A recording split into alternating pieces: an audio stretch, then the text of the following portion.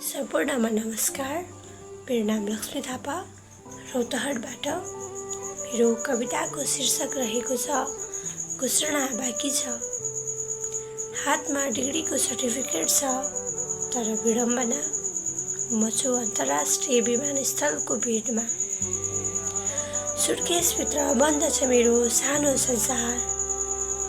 पासपोर्टका पानामा धितो छ मेरो दशैँ तिहार। माइकमा बोल्यो फ्लाइट 21 नाउ बोर्डिङ। मेरो मन बोल्यो फर्कने दिनको घोषणा कहिले। मैले आमाको काख छोडेर सपनाको बारी काँधमा बोके।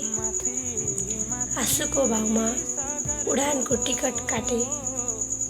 मेरा सारा खुसी राजधानीको पानामा लेखे। यहाँ म घर रङ्गाउँछु र त गाउँमा मेरो घरको छानो बिसाको कागजले थामेको छ। यही दौडानमा मेरो शरीर थाक्यो होला, तर हिम्मत थाकेन।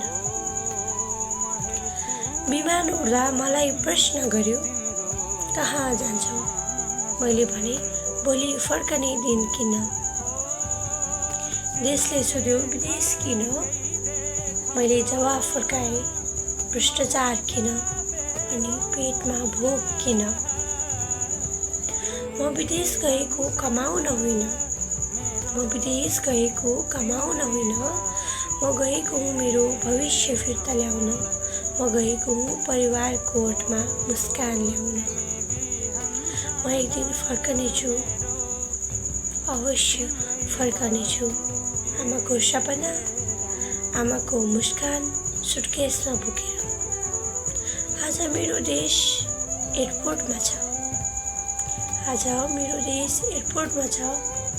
तर आशा छ भोलि मेरो देशमा एयरपोर्ट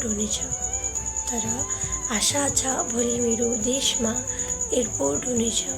धन्यवाद।